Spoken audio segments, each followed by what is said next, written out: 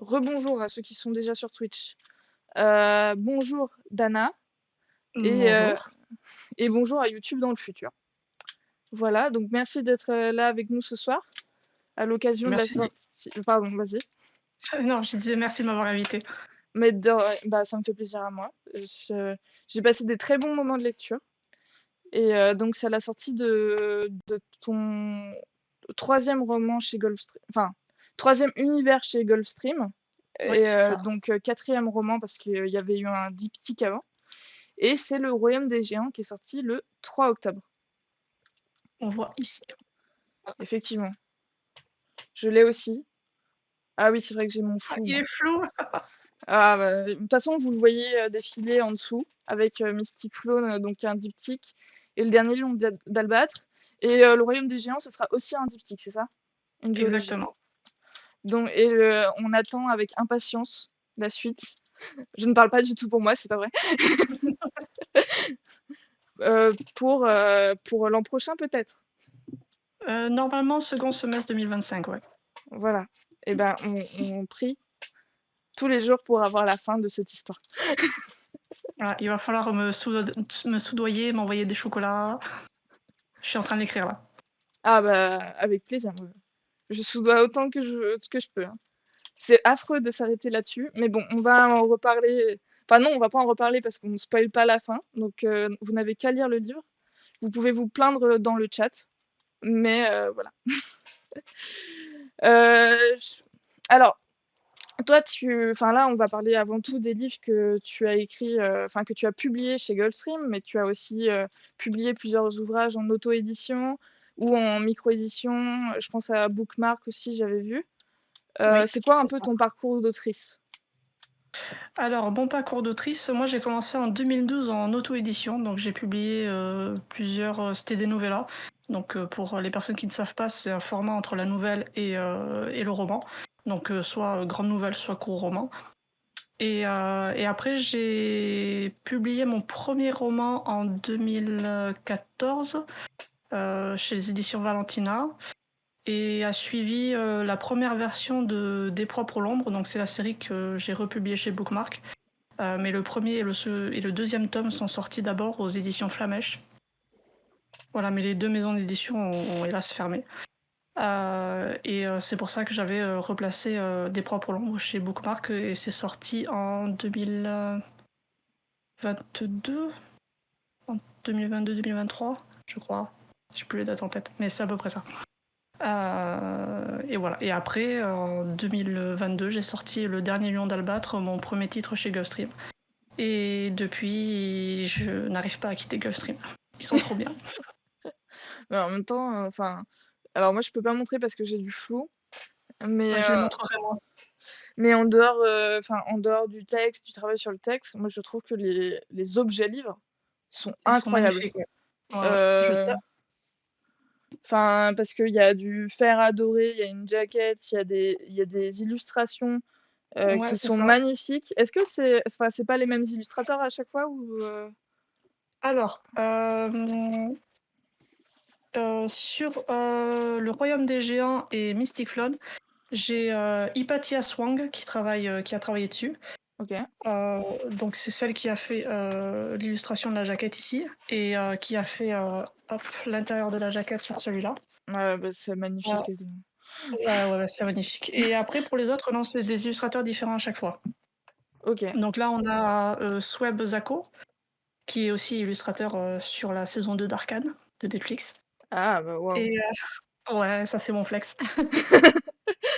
Là on a aussi France Mancio donc qui a fait l'intérieur de la jaquette. Et ici c'est alors faut que je me souvienne du nom. Voilà. Victoria Alessandri, qui a fait l'illustration de la jaquette, et c'est Elsa Roman qui a fait la carte. Non, bah, c'est trop Donc, beau. voilà. Et ce sont que des illustrateurs et illustratrices francophones. Ça fait toujours plaisir, enfin, quand on a un roman, d'avoir une belle illustration, je suppose pour l'auteur aussi, d'avoir une belle illustration de couverture. Ah, totalement. C'est la c'est la phase la plus agréable parce qu'on sue sur la correction du texte, sur le jusqu'à la validation du BAT, donc le bon à tirer. C'est le format final, du livre avant qu'il parte à l'impression. Là, on sue et quand on arrive à la partie, graphisme, c'est un peu la récompense, je trouve, c'est voilà, de voir l'univers mis en image, de voir les premiers visuels de ce que sera le roman, moi, je trouve ça magique. Bah et puis ça donne, on peut se projeter aussi, dans les librairies et se dire: «Bah tiens, ça va aller bien, sur cette étagère, dans cette petite librairie où on aime bien aller», enfin bon. Ouais, c'est ça, mais tant qu'on l'a pas en main, je trouve que c'est un peu dur à imaginer ça. Par exemple, le Royaume des géants, moi je voyais pas trop vraiment ce que donnerait le ferrage holographique, Oui, et en fait, quand on le voit en librairie, il brille, mais c'est vraiment la chatoyance, c'est c'est super beau, quoi. non, On oui, voit c'est pas vrai. trop bien, Puis c'est oui, mais c'est le ferrage holographique, c'est dur à représenter sur une image, plane, et oui, c'est ça. enfin bon. Donc merci aussi à ces super illustrateurs Mmh, et tout à fait. illustratrices.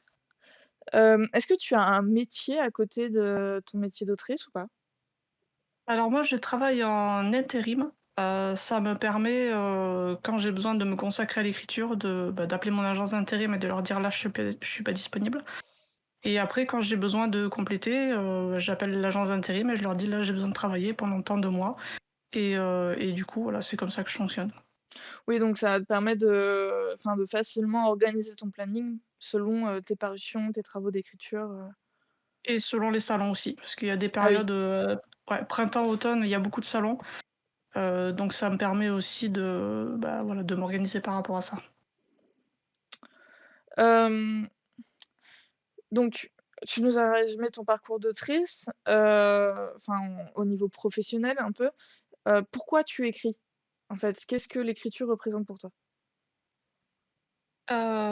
Alors moi, j'aurais tendance à dire que ça représente ma vie parce que j'ai vraiment, fait ma vie par rapport à l'écriture, et pourquoi j'écris? Bah, je pense que c'est parce que j'aime me raconter des histoires tout simplement, et il y a un moment où je pense que quand on aime raconter des histoires, on veut les partager, et moi j'avais commencé à partager à l'époque, sur des forums, des blogs, des trucs comme ça, et de fil en aiguille, j'ai voulu me professionnaliser, j'ai voulu toucher de plus en plus de monde.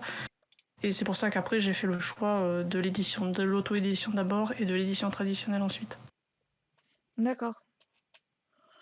Hem, Pardon, j'ai réglé un truc de son, ça m'a un peu perturbée et donc Il y a pas de donc l'écriture, très important et quand tu écris, enfin là alors moi j'ai pas lu du tout, les récits que tu as fait avant, mais c'est tout de la fantaisie ici. Donc pourquoi la fantaisie? Pourquoi les univers de l'imaginaire? Bah, moi j'ai tendance à dire que j'écris l'imaginaire parce que le monde réel est trop petit pour moi. Donc voilà, c'est pour ça. J'ai besoin d'aller au-delà des limites du monde réel, donc c'est pour ça que j'ai choisi l'imaginaire, et puis en plus, je suis tombée dedans très, très petite parce que mon père est un gros lecteur de SF. Il lisait aussi, certains classiques de fantasy, oui, de fantasy, notamment Tolkien, donc c'est voilà, je ne me verrais pas écrire du contemporain. D'ailleurs, je salue toutes les personnes qui écrivent du contemporain parce que je trouve ça hyper dur. Bah, en fait, tu t'es construit dans un imaginaire, un peu. Exactement, c'est totalement ça. Et bah, du coup, si tu as grandi avec quels auteurs tu as grandi? Quels auteurs t'ont conforté dans cet imaginaire? Heu, alors moi personnellement, j'ai commencé avec les BD et les mangas, et moi la BD qui m'a, marquée vraiment, ça a été, L'Unforce de Troie. Ça a été, une grosse claque que j'ai découvert, j'étais petite, j'avais quel âge? J'avais 8 ans je crois, un truc comme ça, 8 9 ans. Et donc ça a été l'ouverture sur davantage de fantaisie, parce que la SF de mon père, je la lisais pas à cet âge-là, je la lisais pas. Mais Alors voilà. En même temps, la SF, ça peut rapidement tourner en hard SF, en sciences dures à Ouais, suivre et tout. Donc, ouais, ouais. bonjour à CinderW qui est sur le chat et bonjour à tous ceux qui nous regardent en arrière. N'hésitez pas à poser vos questions, dans le chat et on y répondra. Enfin, Dana y répondra avec plaisir et j'essaierai de les insérer au milieu. Voilà. CinderW dit aussi trop cool que ce stream soit avec Dana Béchalis. J'avais découvert son travail lors de mon stage chez Goldstream. Ah oui. Eh bien, ravi de t'avoir parmi nous. Bah N'hésite oui. pas. N'hésite pas à te plaindre avec moi que nous voulons la fin du royaume des géants. Voilà. Non, faut pas se plaindre. Non, on supplie. On va envoyer Non, des non. chocolats. Voilà, les chocolats. Bah justement, le royaume des géants, Mystic Flow et le dernier lion d'Albâtre. Oui. On va peut-être en faire un petit résumé parce que j'ai des questions qui sont très générales. Enfin, générales, non, mais qui abordent plusieurs univers en même temps. On peut peut-être en décrire un, poser une question, en décrire un, pour pas balancer tous les synopsis d'un coup. Ok, ça marche. On commence par le lion? Le lion ou le royaume des géants. Mes premières questions portent Ah, d'abord sur eux. Donc comme tu veux. ah, ah. Bon, on va peut-être commencer dans l'ordre, on va commencer par le lion. D'accord, avec plaisir. Alors, petit pitch. Là, on est dans un one-shot de fantasy antique, ambiance Égypte ancienne. C'est un monde où la magie est censée avoir disparu. Information importante. Et on va suivre Ashtiri, qui est une ancienne esclave devenue voleuse et qui va être mandatée par le roi du pays où elle a atterri pour partir en quête du dernier lion d'Albâtre, qui est un mage guerrier légendaire censé exister et se terrer dans un désert. Parce qu'il y a une armée de démons qui s'est levée et personne n'arrive à l'arrêter, les armes conventionnelles ne fonctionnent pas. Donc il faut leur opposer de la magie. Mais comme c'est un monde où la magie est censée ne plus exister, c'est pour ça qu'il faut aller chercher ce mage s'il existe encore. Et donc voilà, donc on va suivre Ashtiri dans sa quête à travers 2 pays, dont un désert assez hostile. Oui, depuis. Donc, ma première question porte sur la mythologie. Oui. Enfin, ma première question, non, c'est pas vrai, mais t'as des univers qui sont très construits, ou en tout cas, si ils sont pas, parce qu'il y a le hard world building et le soft world building. Je sais pas si tu vois la différence ou pas? Je ne t'entends plus. Ah, Ça, est-ce que ça, tu ça- m'entends? Oui, ça lag un peu de mon côté. D'accord. Alors, en fait, je vais poser une question qui introduit ma question. Est-ce que tu D'accord. fais du hard ou du soft world building? Euh, Entre les deux? Entre les deux. Je dirais, ouais, à peu près entre les deux. Après, ça dépend des univers parce que j'ai par exemple le Mystic Flown qui s'inscrit dans un multivers beaucoup plus grand, donc qui est en cours de développement. Là, pour le coup, c'est du hard world building qu'il y a derrière. Pour le Lion d'Albâtre, alors c'est dans le même univers, mais pas tout à fait, je peux pas en dire trop. Mais disons qu'il a son univers à part à côté du multivers, et là, ça serait plutôt ouais, entre les deux. Mon Dieu, quelle hype! Moi, j'ai envie d'avoir la suite. Donc, en fait, dans tes univers, on sent que ce que je voulais dire, c'est soit c'est très construit, soit ça donne une illusion de grandeur, en fait.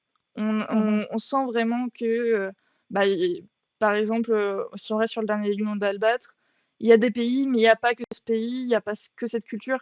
Et encore, c'est pas un très bon exemple parce que lui, c'est très développé, mais même aussi, si on prend le royaume des géants, et ben, on voit qu'il y a des cultures différentes qui peuvent avoir des légendes qui se rejoignent, mais on voit les frontières et un peu au-delà, en fait. Et donc, comment, enfin, Si je vais poser cette question-là. Et comment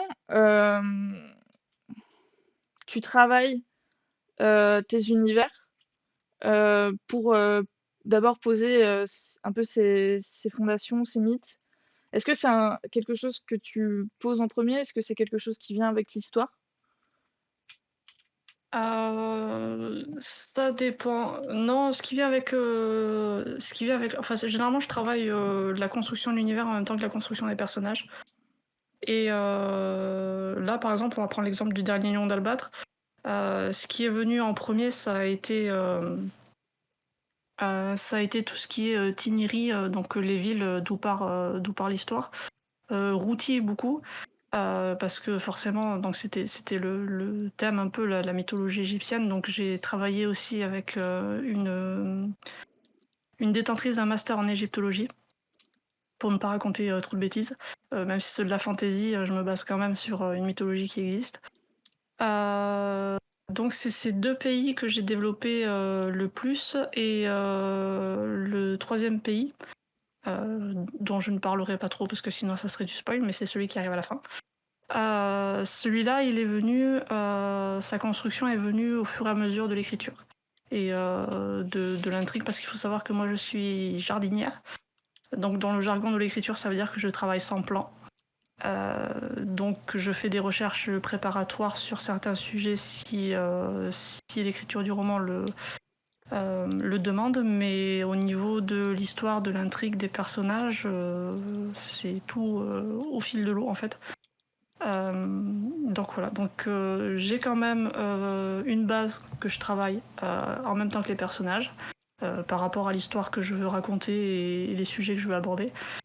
Et après, il y a quand même toute une grosse partie qui se fait au fur et à mesure de l'histoire. Ouais. Après, donc,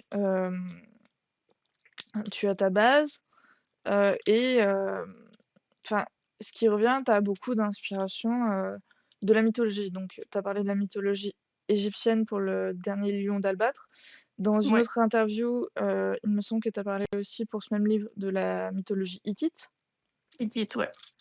Et pour le royaume des géants, heu, c'est mythologie chinoise, si je dis pas de bêtises. Chinoise, ouais. Chine antique, ouais. Chine antique. Donc, bah, pourquoi déjà partir de la mythologie, enfin de plusieurs mythologies de notre monde? Pourquoi pas en inventer une comme le font certains auteurs? Parce que moi j'aime bien que mes romans soient une porte d'entrée pour découvrir des vraies cultures, des cultures qui existent réellement. Donc c'est pour ça que généralement je choisis des mythologies qui existent, quitte à les adapter. Et c'est pareil dans Mystic Flood, il y a aussi les Beaquina qui sont inspirés Ah oui, des Shoshoni. d'accord. Voilà, donc moi j'aime bien écrire, surtout en young adulte, écrire des histoires qui vont apprendre des choses à mes lecteurs et à mes lectrices, des choses de notre monde, et en espérant voilà, les rendre un peu curieux et les pousser à aller se renseigner de leur côté aussi. Et comment tu choisis donc ces mythologies, ces cultures que tu vas enfin revisiter pour les présenter dans tes univers? Est-ce que dès le départ, tu sais qu'il va y avoir au moins une mythologie, par exemple l'égyptienne ou la chinoise, ou alors est-ce que ça vient après quand où tu as un début d'histoire ou un personnage et tu te dis: «Ah bah, en fait, ça rappelle ce mythe» ou je sais pas si je suis très claire. Euh, oui, oui, oui, tu es clair. Ça va dépendre des projets en fait. Par exemple, pour le Lion d'Albâtre, justement, la personne qui m'a aidée pour la mythologie chinoise, c'est une amie. On se connaît depuis le collège, et je lui avais dit un jour j'écrirai un bouquin sur la mythologie égyptienne. Donc forcément, quand j'ai commencé le dernier Lion d'Albâtre, bon, je savais où je partais. Je savais que je partais avec la mythologie égyptienne. Pour le royaume des géants, je voulais faire quelque chose sur enfin, le point de départ du royaume des géants. Ce que je disais généralement, c'est que j'ai regardé par la fenêtre, j'ai vu les nuages, j'ai dit oh c'est beau les nuages. Donc voilà, l'idée partait de là. Et Donc voilà, donc je savais déjà ce que je voulais faire avec ces nuages et je savais que ça aurait un lien avec la mythologie chinoise. Ça, pour Mystic Flood, alors la partie Beaquina, c'est arrivé tout de suite avec Plume d'Aigle, parce que Plume d'Aigle, c'est un personnage qui était là dès le début et je savais qu'il serait inspiré des Shoshonis. Il y a aussi un peu d'inspiration mythologie européenne. Ça, c'est arrivé pour le coup un peu par hasard. Mais bon, après, moi je suis une férue de mythologie, hein, donc forcément, je pense qu'on retrouvera de la mythologie un peu partout, même dans mes autres romans qui sont parus avant. Donc hop, je fais une petite aparté. Chronique d'un saint exorciste, c'est mythologie chrétienne, forcément. Et Des proies pour l'ombre qui est publié chez Bookmark. Alors là, j'ai que les 2 premiers tomes, mais il y a bien les 3 tomes qui sont sortis, c'est juste que je n'ai pas encore reçu mon exemplaire auteur. Et là, c'est mythologie celtique, et on va aussi vers de la mythologie maya, si je ne me trompe pas. Ah, ça fait longtemps que je l'ai écrit celui-là. Donc voilà, donc ouais, je suis féru de mythologie, ça se sent dans mes bouquins, il y en a partout, et je pense que ça va rester encore un peu. Après, pour le young adult, je pense que je resterai sur des mythologies qui existent. Et après, j'ai des projets adultes où j'aimerais bien, pour le coup, partir sur des mythologies totalement fictives. Ouais. Ok. Bah, super intéressant en tout cas. Hâte de voir les prochains projets. Du coup, toujours côté mythologie, côté young adult, dans le dernier Lion d'Albâtre, on est très près en fait de la mythologie, enfin notamment égyptienne. C'était toujours dans cette optique de curiosité, enfin, de susciter de la curiosité chez les lecteurs, de rester Ouais. très près. Ouais, c'est ça. Mamitite, elle est très près. C'est vrai que c'est une mythologie qui est un peu moins connue. Oui. Donc peut-être que les gens ne verront pas trop, mais oui, tout ce qui est rapport au peuple de Enti. Alors, en vrai, ça se dit Renti, mais tout le monde dit Enti. Tout ce qui est lié à son peuple, les noms des dieux, des déesses, il y a un cheval dans l'histoire, voilà. Oui, Je n'en dis pas plus, mais c'est des vrais contes, ouais. C'est des vraies mythologies. ok. Euh, Je te propose de pitcher le Royaume des Géants. Ok, ça marche. Comme ça, c'est fait. Et après Mystic Flow. Enfin, Ok. Alors, le royaume des géants. Là, on est dans un monde où les nuages n'ont jamais pu être explorés parce que toutes les sondes météorologiques qui ont été envoyées sont systématiquement retrouvées détruites dans l'océan. Donc, forcément, ça donne naissance à tout un tas de légendes. Et l'héroïne, donc qui est Saf, son rêve, elle, c'est de booster sa planche à moteur influx, donc un overboard volant qui fonctionne grâce à la magie. Pour aller elle-même voir ce qu'il y a dans les nuages. Pour ça, elle va quitter son village natal, elle va aller à la capitale et essayer de trouver un ingénieur capable de l'aider. Mais voilà, elle va rencontrer d'autres ados avec qui elle va se lier et tout va partir en cacahuète. Parce que sinon, c'est pas marrant. bah, disons que les objectifs prévus sont pas forcément les objectifs finaux. Voilà, exactement. On revient un instant, enfin, on est toujours sur la mythologie avec une question de Cinder W. Pourquoi changer de mythologie à chaque fois? On pourra en faire découvrir de nouvelles à chaque fois. Tout simplement. Enfin, tout simplement non, parce que je pense que ça doit être un travail titanesque derrière de Oui, recherche. ouais, il y a beaucoup de recherches là pour le royaume des géants parce que enfin, bon, moi après je connais des personnes qui ont des formations d'archéologues, donc elles m'ont un peu appris à penser comme elles, mais quand j'utilise une mythologie, je replace la mythologie à l'époque à laquelle elle est née. Et donc, c'est-à-dire que je lis beaucoup de bouquins sur la mythologie, mais aussi sur les sociétés de l'époque. sur la manière dont elle vivait, dont elle s'organisait. Et donc voilà, la Chine antique, c'est très compliqué. Donc j'ai lu beaucoup de bouquins, ça m'a pris pas mal de temps, mais ouais, ça prend beaucoup de temps. Ouais. Surtout que sur le Royaume des Géants, pour le coup, j'étais toute seule avec mes livres, alors que quand même sur le dernier Lion d'Albâtre, j'avais une personne sur qui me reposer et voilà, qui avait une bibliographie beaucoup plus importante que la mienne au niveau égyptologie. Mais ouais, c'est un travail assez colossal pour voilà, essayer de restituer les mythes au mieux. Ce qui doit être difficile aussi, c'est enfin, la question des sources parce que je suppose que pour certaines mythologies qui sont un peu plus, enfin, la mythologie hittite qui est moins connue, etc., il n'y a pas forcément des sources accessibles. Enfin, je sais pas quelle langue tu parles, mais en français, les sources. Moi, j'ai fait des études de lettres classiques. Je sais que les sources pour certaines mythologies, elles sont nulles en français. Ouais, Euh, ouais, il y en a. et après, il y a des fois plus de sources dans les langues d'origine des pays, mais après, il faut parler les langues, quoi. Ouais, mais déjà en anglais, il y en a quand même pas mal. Donc ça aide. Et après, là où je galère, moi, c'est pour les Beaquina, les chouchounis, c'est. Alors, j'ai une amie qui a une sœur qui vit aux États-Unis, donc quand elle y va, à chaque fois, je lui dis essaye de me trouver des bouquins, voilà, en anglais sur les chouchounis, de préférence des on voice. Mais c'est vrai que c'est très très compliqué parce que bah, c'est tout des tribus qui avaient des transmissions orales majoritairement.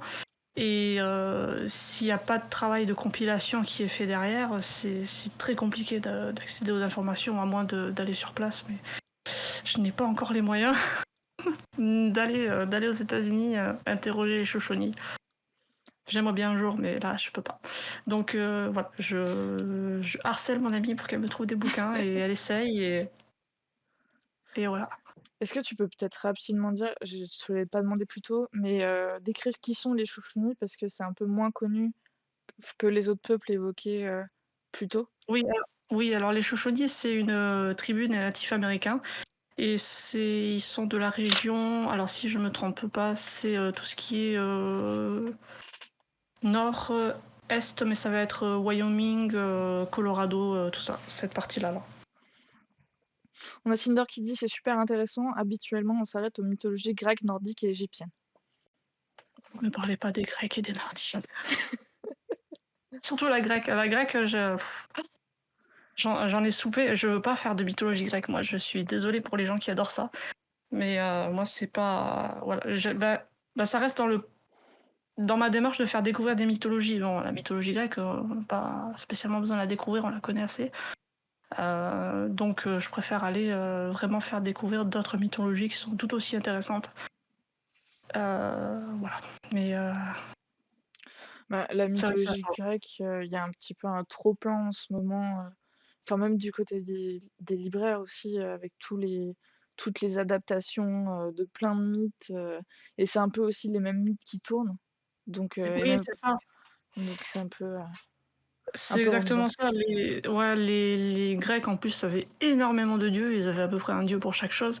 Et c'est vrai que c'est toujours les mêmes dieux qui reviennent, les mêmes mythes. Et puis, généralement, ils sont vraiment très, très adaptés, quoi. Oui, j'avoue que Ça j'en ai pas lu. Ouais, ça perd un peu de la substance. Ça dépend des auteurs et des autrices et des projets qu'ils ont, hein, parce que des fois, c'est une volonté de réécrire totalement. Mais des fois, il y a de tout, quoi, comme partout. Il en faut pour tout le monde. Il y a des lecteurs qui ne Exactement, lisent que ça. Donc, exactement. Et tant mieux si ce lectorat trouve de quoi lire. Franchement, oui, tant mieux. voilà, c'est ça. Déjà que les gens lisent, c'est formidable. Donc, s'ils Oui, ont. oui, oui. Voilà. Donc, Ouais, bon. ouais. Mais bon, Mais revenons. peut-être qu'un Peut-être. jour, ils iront vers d'autres mythologies. On sait jamais. Ou peut-être que un jour, tu vas trouver un mythe grec qui est complètement oublié et tu vas le revisiter quelque part. Peut-être, on verra. Mais il faut déjà que je me penche en détail dans la mythologie grecque. Et c'est pas encore demain la veille. Oups. Cinder dit, oui, il y a un peu une overdose de ces mythes. Les romances Hadès Perséphone, on en peut plus. Ah oui, c'est vrai que j'avais oublié les romances quand j'en ai parlé. C'est vrai que les romans ont aussi, un peu envahi le marché, mythologie, mais bon. Hem, Tiens, c'est un sujet qu'on pourrait aborder plus tard si j'arrive à ces questions-là, mais je vais essayer d'aborder un peu tous les sujets. Je te propose de changer de thème, de quitter un peu la mythologie, sauf s'il y a des questions dans le chat à ce sujet-là, dans ce cas-là, je réinsérerai une question et partir, du côté de la politique, un peu. Parce Ouais. que je trouve, enfin, factuellement, tes romans sont très politiques, enfin, tous les romans là chez Gulfstream. Hem, Dans l'interview que tu avais faite chez Mola pour la sortie du dernier Lion d'Albâtre, tu avais dit que le thème de départ était la manipulation de la mémoire collective à des fins économiques et politiques. Est-ce que, tu avais un thème de départ un peu, enfin, est-ce que tu avais un thème de départ, similaire ou non, pour, Mystic Flown, et le Royaume des Géants? Pour Mystic Flown, c'était plutôt, l'utilisation de la menace des armes de destruction massive. Donc ça, c'est ce qui m'a guidée dans la rédaction de Mystic Flood. Et pour le Royaume des Géants, c'était mettre en lumière un peu d'autres systèmes de société que le système capitaliste qu'on connaît. C'est pour ça que Saf, l'héroïne, vient d'un village anarchiste. Donc voilà, c'est pas voilà, c'est pour montrer qu'il y a d'autres façons d'organiser la société que celle dans laquelle on vit. Mais oui, après c'est très très politique mes romans. Oui, effectivement et alors pourquoi déjà? Pourquoi la politique? En fait, la politique, c'est la gestion de la vie publique, hein, donc c'est pas réservé à une élite, hein, on fait tous de la politique à notre échelle. Et moi, je trouve ça important toujours pareil, dans cette optique d'ouvrir les horizons des gens, de leur montrer qu'il y a d'autres choses qui existent, que notre système, il a des avantages, mais il a aussi des inconvénients. Et que le système qu'on a, c'est pas une fatalité, quoi. C'est des choses qui se changent. C'est compliqué, mais ça se change. Et puis, même si on parle pas à l'échelle d'un pays, voilà, à des plus petites échelles aussi, il est possible de faire autre chose. Et donc voilà. Donc c'est toujours cette optique de dire voilà, il y a ça qui existe, mais il y a aussi ça. Donc voilà, renseignez-vous. Peut-être que il y a des choses qui vous correspondent plus si vous êtes malheureux dans ce système-là, quoi. Hem, donc, tu as ces thèmes de base. Est-ce que ces thèmes lancent ton histoire ou est-ce que ces thèmes, tu les découvres après quelques pages, d'écrites, Ah bah là, ça pareil, ça va dépendre un peu des projets pour le dernier Landrabat carrément, puisque voilà, comme je disais pour chez Mola, c'était vraiment la manipulation de l'histoire à des fins économiques et politiques. Donc c'est notamment l'outil des colonisateurs qui est utilisé quand ils arrivent dans un pays et qu'ils le colonisent. On interdit la pratique de la langue, la pratique des coutumes, la pratique des rites funéraires qui est très, très importante et qui est souvent passée sous silence. On réécrit l'histoire et on fait en sorte que le colonisateur, en fait, il apporte la civilisation, voilà, il apporte que des bonnes choses, voilà, c'est un peu le héros, quoi. Donc, pour le coup, pour le lion d'Albatros, oui. Pour... non, en fait, tous les trois young adultes, oui, si. En fait, oui. Puisque, voilà, je dis Mystic Flood, c'était l'utilisation de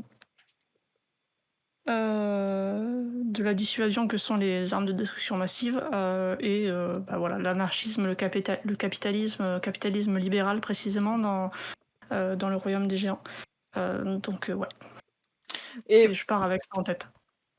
donc ces thèmes en appellent d'autres, selon aussi la manière dont tu les traites. Par exemple, enfin, il y a beaucoup le dernier lion d'Albâtre par la société égyptienne, ça a appelé aussi, l'esclavagisme.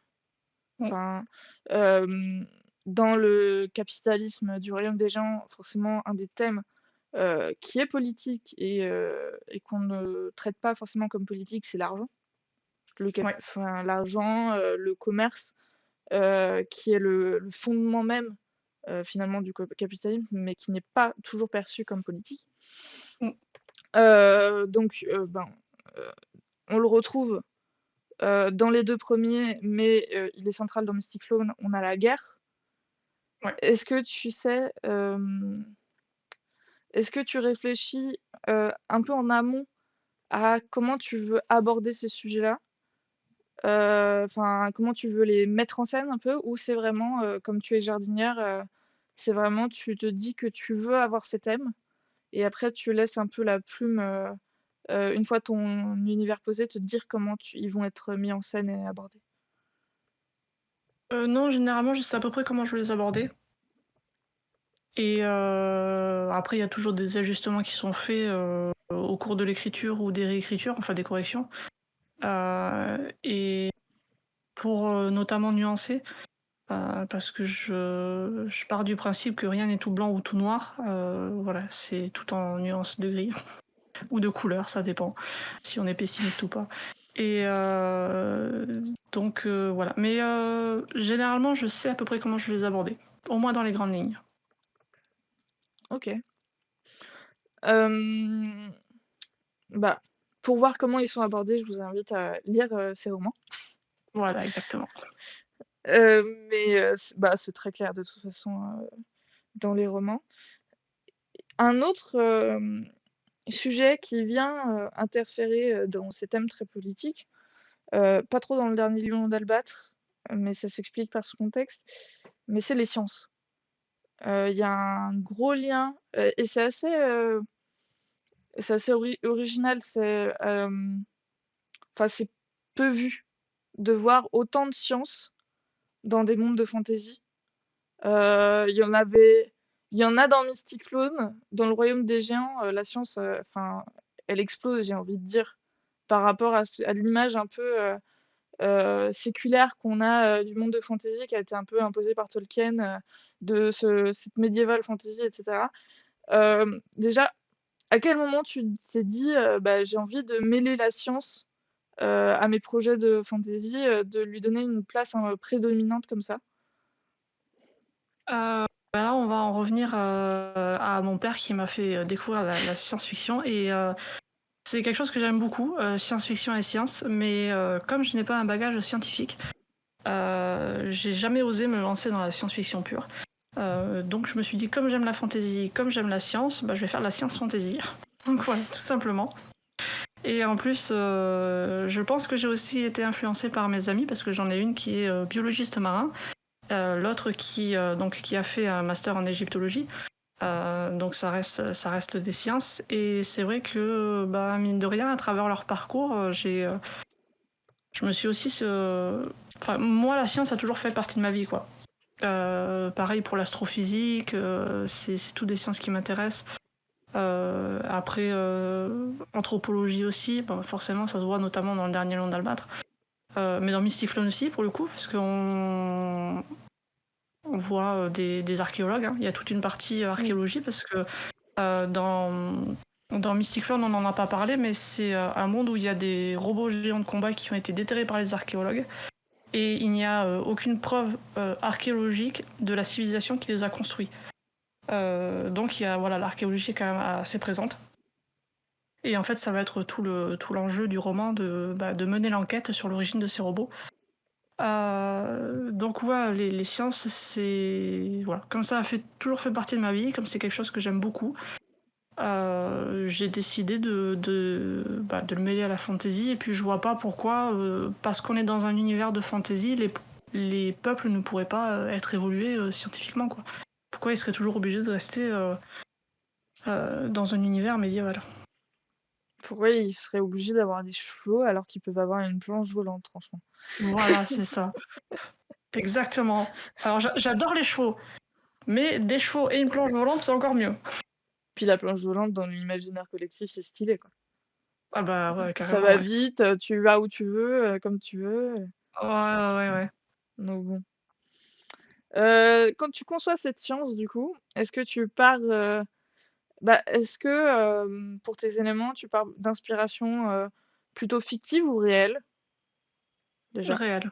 Réel? Et Ouais, ouais, ensuite, ouais. comment tu te renseignes pour, les mettre en place? Parce que, alors tu n'as pas un bagage scientifique, mais tu as quand même un peu une rigueur scientifique, dans la manière dont tu travailles, j'ai l'impression. Enfin, d'après ce que j'ai Oui. vu dans les autres interviews. Donc, comment tu te renseignes? Bah, ça va être, à travers les livres, à travers, des restitutions de conférences, voire des captations de conférences. J'ai notamment fait ça pour, les Hittites, parce que c'est bien aussi d'avoir la prononciation des noms. C'est comme ça que j'ai découvert que Enki se disait Renti. Voilà, pareil pour Pitrama, enfin tout ça. Donc voilà, donc ça va être chercher des thèses, des masters, enfin des mémoires, tout ça, tout ce à quoi Internet me donne accès, ou les bibliothèques, les médiathèques, voire ma bibliothèque personnelle, qui est à 3/4 composée de livres de référence. J'ai pas beaucoup de romans, mais, mais j'ai besoin de beaucoup de livres de référence, donc voilà. Et hem et donc, ça te prend combien de temps, tous ces renseignements? Est-ce que c'est Alors plus là, long que d'écrire? c'est compliqué à quantifier parce que c'est généralement un travail que je fais en parallèle de l'écriture d'un projet. Donc par exemple, quand j'écrivais Mystic Flown 2, j'ai commencé à me renseigner pour le Royaume des Géants. Donc c'est difficile à quantifier, mais ça prend un sacré moment, ouais. Le temps de tout lire, déjà le temps de trouver les informations, après le temps de les lire, de les synthétiser, d'aller chercher ce que je veux, d'aller creuser si jamais j'ai pas assez d'informations. Ouais, ça prend beaucoup de temps, ouais. Mais je saurais pas le quantifier parce que je fais généralement ça en parallèle de l'écriture, ouais. Non, bah, je comprends. Donc, enfin, toujours dans cet esprit scientifique et dans tes recherches, tu as un vocabulaire aussi, qui est spécifique, qui est scientifique. Moi, j'ai été surprise quand j'ai ouvert les livres. C'est déjà, j'ai vu des notes pour me donner des définitions, ce qui est assez rare en young adulte et j'ai même appris des mots et c'est assez rare aussi quand je lis un livre et ça m'a fait plaisir, en fait. Ça fait longtemps que j'avais pas appris des mots en lisant, donc déjà merci. Avec plaisir. Hem, enfin, est-ce que ça fait aussi partie de ta recherche? Mais, où est-ce que tu places les limites justement de ces recherches? Pourquoi, tu vas te dire: «Ça, c'est indispensable, de faire des recherches», et pourquoi tu vas, par exemple, te dire, ou est-ce qu'il y a des endroits où tu vas te dire, «Je vais faire moins de recherches là-dessus»? Je pense notamment, tous, les transports, sont hyper décrits, la façon, dont on monte un cheval, la façon dont on prend un bateau, la façon dont enfin, pour le coup, je suis familière du vocabulaire marin, mais pour des personnes qui n'y connaissent rien, je pense que les définitions qui sont données sont assez utiles. Donc voilà.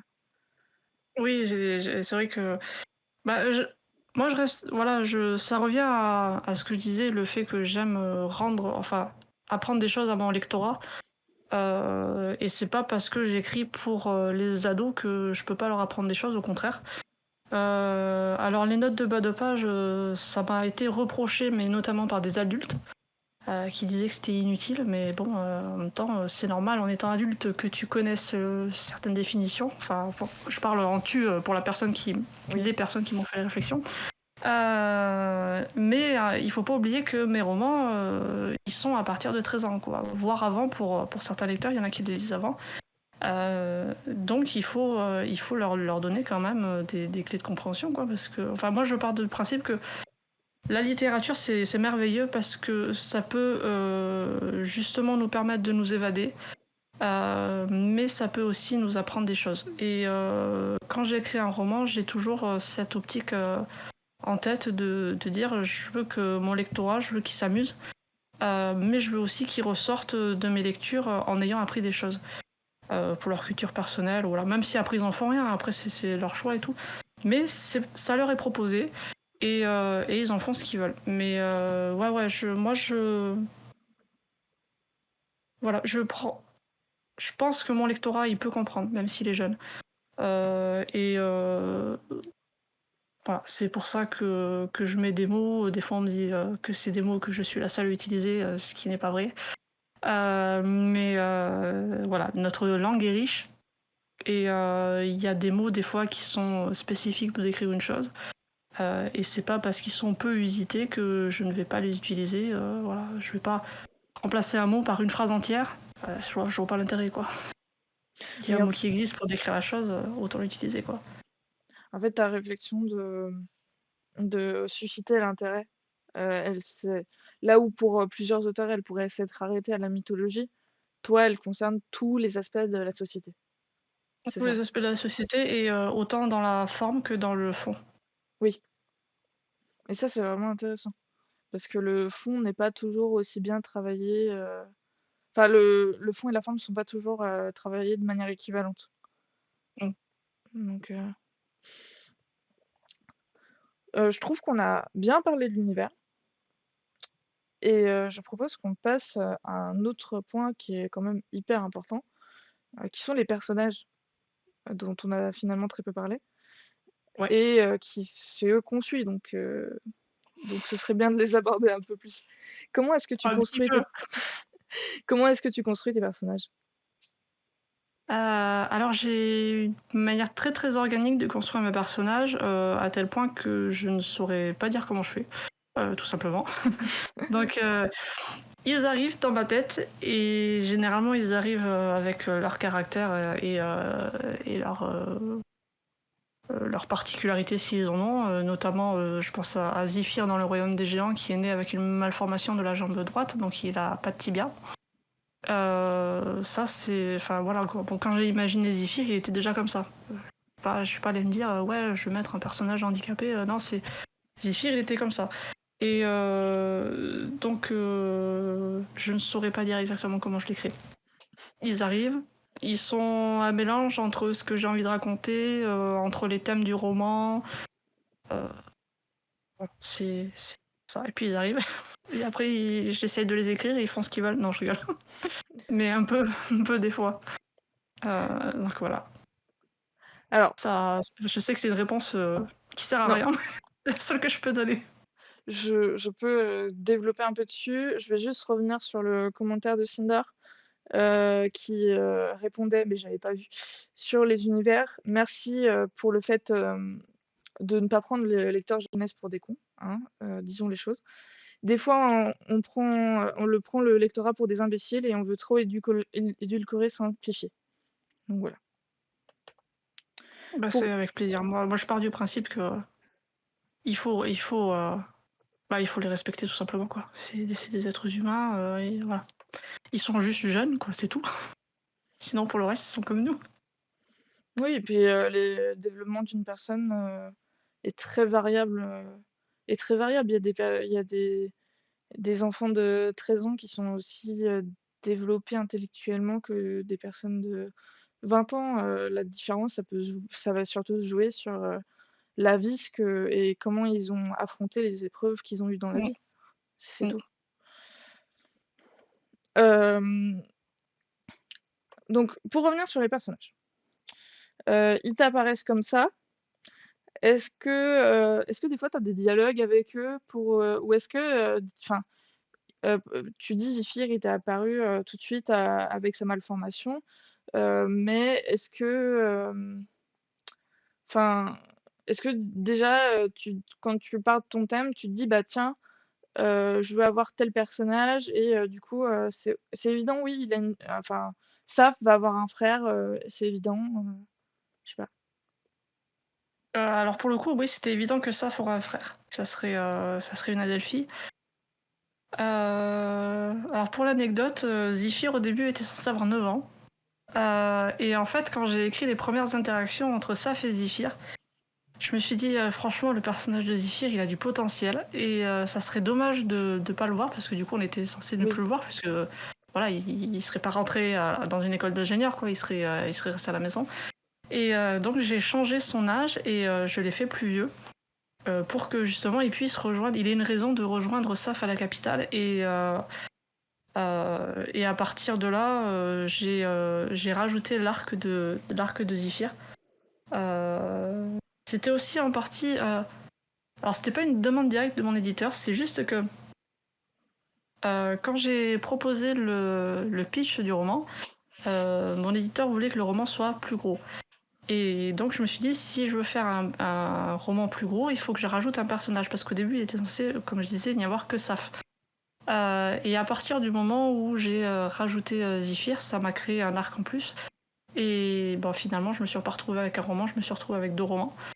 Mais c'est vachement sympa de se laisser un peu porter aussi par l'écriture. Même si Zephyr était prévu, il n'était pas prévu avec autant d'importance, et au final, il apporte un contrepoids à la vision de Saf qui est vachement intéressant. Oui, Qu'il est beaucoup plus mesuré, plus empathique. Enfin, voilà. plus observateur aussi. Oui. Bon, Bon, Saf après, avait un peu du mal, ouais. oui, je pense que tout lecteur avait à peu près compris la situation là où Saf ne l'avait pas comprise. Mais, Voilà. mais c'est intéressant aussi de voir justement cette incompréhension de Saf, finalement, enfin ce recul qu'elle a par rapport aux autres, qui lui vient de son caractère, vraiment. Là où ça peut paraître évident pour la plupart des gens, quoi. Mm, mm. Puis ce qui est bien avec Saf, c'est qu'elle est pas du tout dans le jugement. Parce que du coup, comme elle a du mal à comprendre les interactions des autres, elle est jamais dans le jugement, elle est toujours dans les faits, quoi. Et c'est vachement intéressant d'écrire son personnage. Ah, moi, je trouve que c'est intéressant parce que, enfin, ce que tu dis là, parce que je trouve que la plupart de tes personnages principaux ne sont pas dans le jugement. Enfin, les personnages dont on a le point de vue, en tout cas.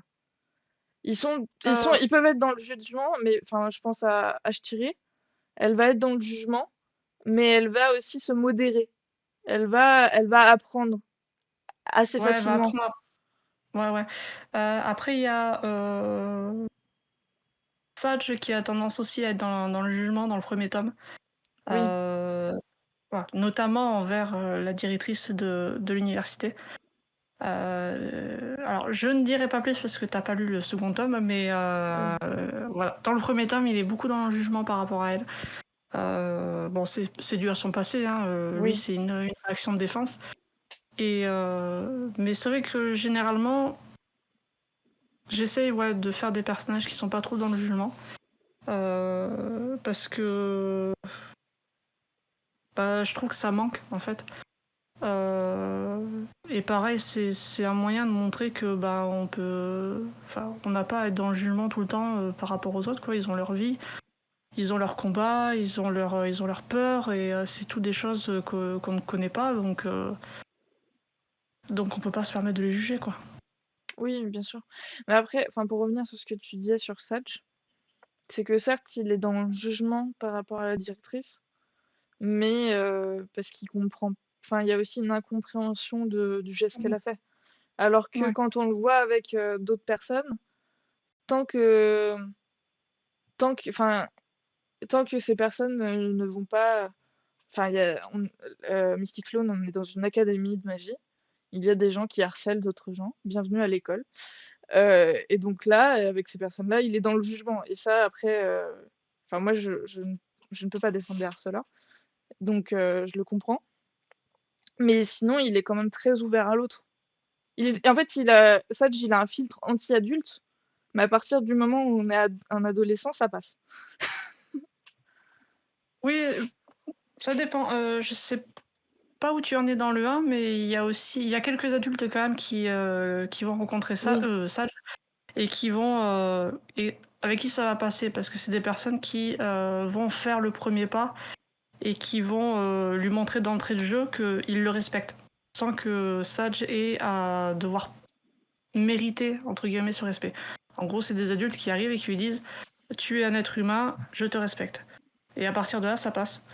Après, Filérin, donc la directrice, c'est plus compliqué, bah forcément par rapport à sa mm, position. Elle est quand même à la tête de l'université la plus prestigieuse du monde.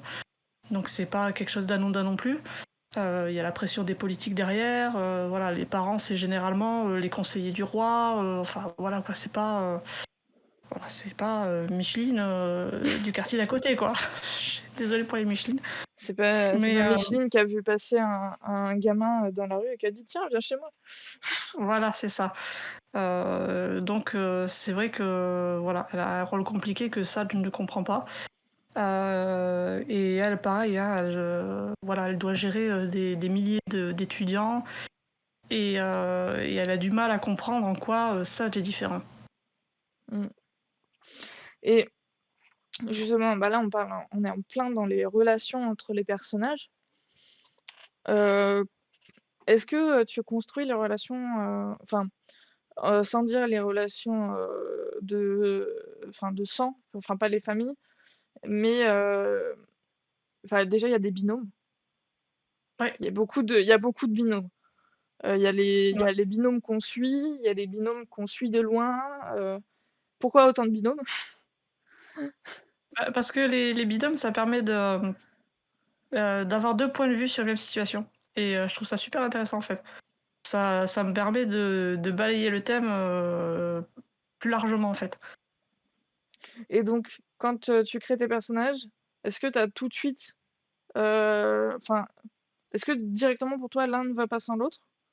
Ou est-ce que, ça il y en a un qui peut arriver un peu après, comme il pourrait arriver un peu après dans le récit, je pense, alors dans Le Royaume des Géants et Mystic Flow, les binômes, ils arrivent très vite ensemble, mais Le Dernier Lion d'Albatros, les binômes, au départ, ils sont tous, séparés et ils se retrouvent ensemble, au fur et à mesure de l'histoire. Mmh. Ouais, mais ils étaient quand même prévus ensemble. Enfin, ils ont été créés, par binôme ensemble. D'accord, OK. Et après, et tu connais à l'avance, l'évolution enfin, ouais, l'évolution des personnages ou des binômes?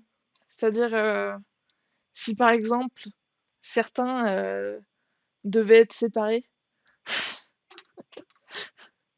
Ça va dépendre. Il y en a certains, oui, je les connais, d'autres, non, je sais pas et je découvre en fait en écrivant que, ah ouais, finalement, ça serait bien qu'il se passe ça. Est-ce que tu as déjà pleuré en écrivant un de tes romans, en t'étant attaché peut-être à des personnages et en Oui, pour le dernier Lion d'Albâtre, je ne dirai pas à qui, mais voilà. En moi plus, j'ai j'ai une bêta j'ai, ma première bêta lectrice qui a cette scène en travers de la gorge et qui n'arrête pas de me le répéter, même encore maintenant. bah, je la comprends, je compatis. Mmh, Oui, oui, oui, je compatis aussi, mais bon, voilà. Du coup, quand elle me dit ça, je m'en veux, mais bon, d'un autre côté, c'était logique dans le récit et ce qui arrive à ce personnage, oui, bah, c'est en fait un moyen de se souvenir de lui. Voilà. ah Parce que je bah, pense que voilà, s'il lui était pas arrivé ça, je pense que c'est un personnage que tout le monde aurait facilement oublié, alors que là, on se souvient de lui. c'est un moyen de réaliser son rêve aussi, d'une certaine manière. Aussi, oui. Ouais, d'une certaine manière aussi, ouais. Mais non, bah, moi j'étais un peu comme, ta bêta lectrice quand j'ai fini Le Dernier Lion d'Albatros. J'ai été, j'ai quand même, je sais pas si j'ai versé une larme, je me demande si j'ai pas versé une larme et j'ai été me plaindre à mon copain en disant: «Il y a un de mes personnages préférés qui a disparu». Mais bon, Je comprends. Je suis désolée pour les larmes, mais ah, c'est pas grave, on va s'en remettre. On n'a qu'à oui, Moi, ce qu'on m'a dit, c'est, bah, tu n'as qu'à retourner dans un autre chapitre et tu verras, il est toujours là, voilà, exactement. finalement. Et puis il est toujours, dans notre cœur. Ou alors quelqu'un va écrire une fanfiction. De toute façon, c'est comme ça que naissent les fanfictions. C'est les gens Et qui oui, sont fans et qui ne exactement, sont pas d'accord avec, exactement. ces événements. Voilà, donc écrivez des fanfictions sur le dernier Lion d'Albâtre et montrez-moi que j'ai eu tort. Ou alors on va le faire aller dans un univers parallèle, si c'est un multivers là. Moi, je suis très curieuse Oui, de ce multivers. oui, c'est c'est compliqué à mettre en place parce qu'en fait, le problème avec ce multivers, c'est pas tant un problème que ça au niveau écriture, mais c'est un problème niveau édition. Parce que dans ce multivers, il y a des romans qui sont young adultes et il y a des romans qui sont adultes. Mmh. Donc voilà, typiquement, il y a des romans que je ne pourrais jamais placer chez Gulfstream. Et en plus, la trilogie qui est à la base de ce multivers, c'est vraiment un mélange de genres, mais de beaucoup de genres. Et au point où je pense qu'aucun éditeur n'en voudra. Donc je pense que quand je l'écrirai, ça partira en auto-édition. Mais ça promet d'être quelque chose d'assez sympa, cette trilogie qui pose les bases.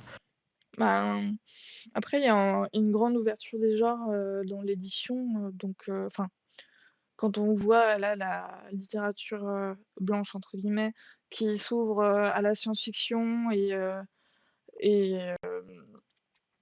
et aux imaginaires, la frontière entre le fantasy et fantastique qui est de plus en plus brouillée, etc.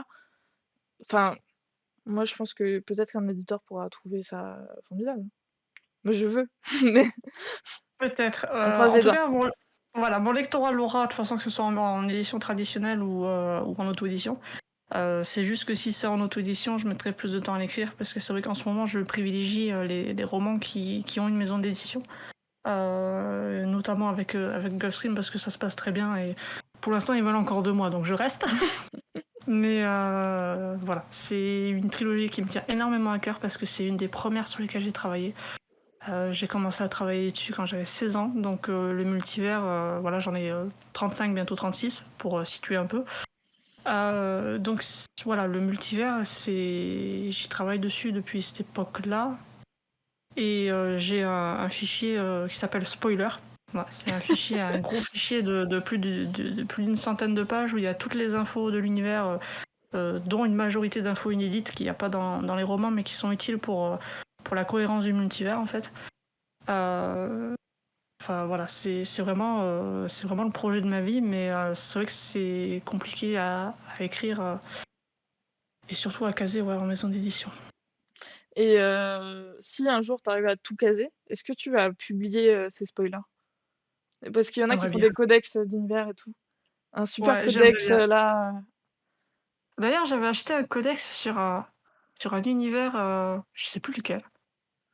J'avais été super déçu parce que le bouquin il faisait 200 pages, c'était un format bizarre carré là. Il faisait 200-250 pages et en fait, il y avait pas d'infos sur le world building et tout. Je dis: «Mais ça sert à quoi de sortir ça, quoi?» C'était des quiz, des infos qu'il y avait dans les romans qui étaient repris. Je fais: «Mais c'est de l'arnaque, quoi». C'est du Enfin marketing. bref, voilà, oui, pardon, c'est du marketing. C'est le nom Hem, savant pour ça. voilà, exactement. Mais du coup, j'avais été hyper frustrée et je dis: «Moi, je veux pas faire ça», mais ouais, spoiler, si ça sort, c'est littéralement un livre univers d'un jeu de rôle, quoi. Ah mais oui, un jeu de rôle dans le multivers, ça peut être. Faut pas me lancer Ça là-dessus, peut hein. Ça pourrait le faire, mais en gros, voilà, si t'as l'habitude du jeu de rôle, tu vois les livres univers comment ils sont faits, bah spoiler, c'est ça quoi. Et encore, j'en suis que je l'ai pas fini quoi, parce que c'est un roman que j'ai, roman, Bah, n'importe quoi. pas encore. Pas encore, mais c'est un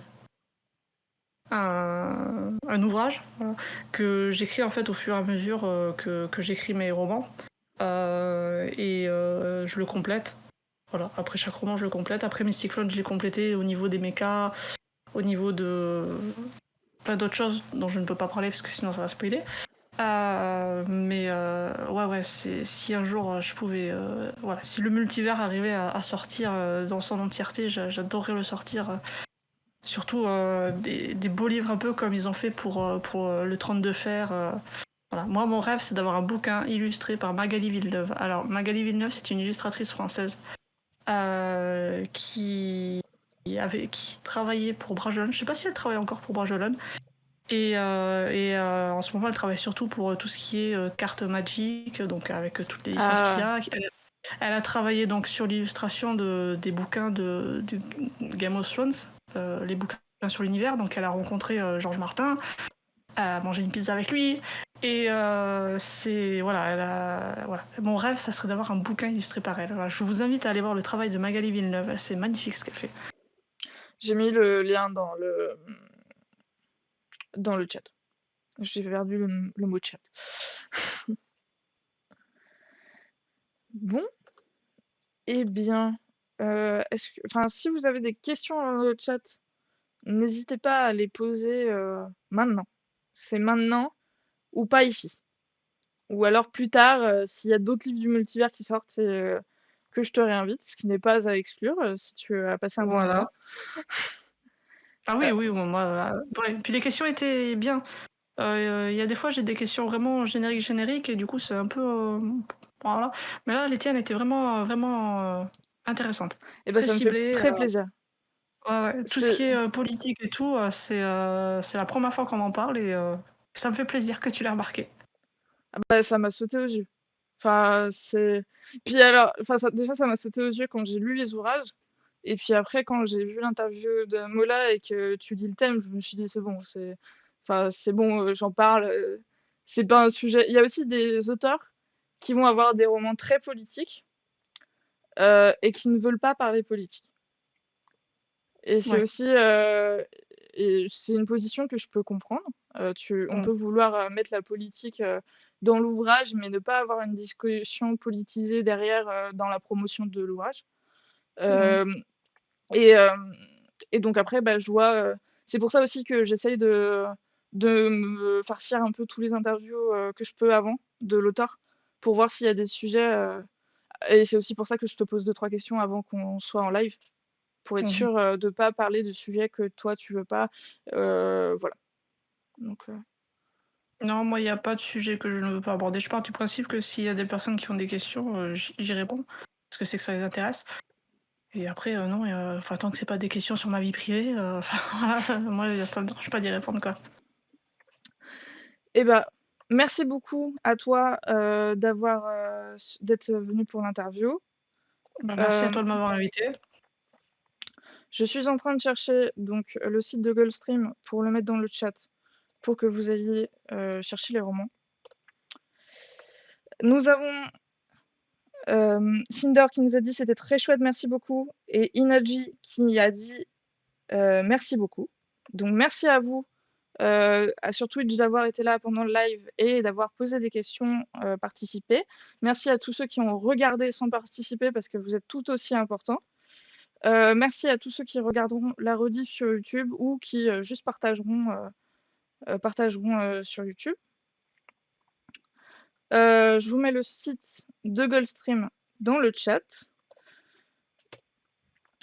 Niveau Donc vous pouvez retrouver les romans de Danabe, Chalice.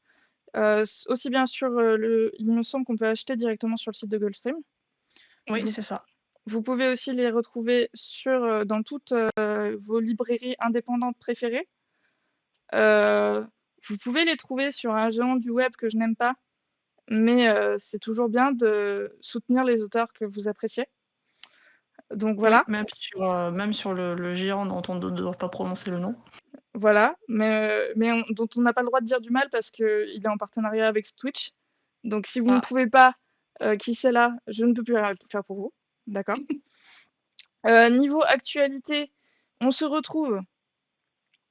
Alors pour sûr, on se retrouve le 29 octobre pour interviewer Adrien Thomas à l'occasion de la sortie Neige et Poussière. Et on va parler de tout son univers autour de Neige et Poussière. Donc il y avait Engrenage et Sortilèges, Dragons et Mécanismes et Vaisseau d'Arcane. Vous voyez mes lectures à venir pour le mois d'octobre. Euh, ça et va, il y a pire. non, ça va, il y a pire. Je peux pas. Moi, j'étais super heureuse. Parenthèse, j'étais tellement heureuse quand j'ai vu mon planning du mois d'octobre et je me suis dit, oh mon Dieu, je sais que je vais passer un bon mois de lecture. Tu m'étonnes. Parce qu'il y a des fois, je connais pas forcément les auteurs et on ne sait pas toujours à quoi s'attendre. Et même si Oui, c'est vrai. je trouve toujours des points intéressants dans les livres, même si moi ça m'intéresse pas. Mais après, c'est quand même moi qui fais l'interview, donc si ça m'intéresse pas, c'est un peu plus triste, mon Oui, quotidien oui, je de comprends. lecture. Alors que là, ça va. Là, je me dis, je suis heureuse. Enfin bref. Donc le 29 octobre, bien sûr, il y aura une communication autour pour vous prévenir. La rediffusion, euh, la rediffusion de ce live arrivera en octobre, je pense. J'ai pas de date précise à vous donner. Et normalement, je le dis en live, si ça a été coupé au montage, c'est qu'on ne l'a pas fait. Mais on revient avec l'Hydractu, a priori le 27 octobre, avec un format allégé pour ne pas vous tenir la jambe pendant 3 heures pour vous parler d'actualité. Et en centrant sur des actualités qui nous intéressent. Voilà. Donc merci à tous. Et puis à bientôt. Je suis pas sur le bon ordinateur pour couper le live. Au revoir tout le monde. J'ai coupé ton au revoir. Mais il sera C'est pas sur grave. la rediff, parce que je l'ai pas coupé Ok. sur la rediff.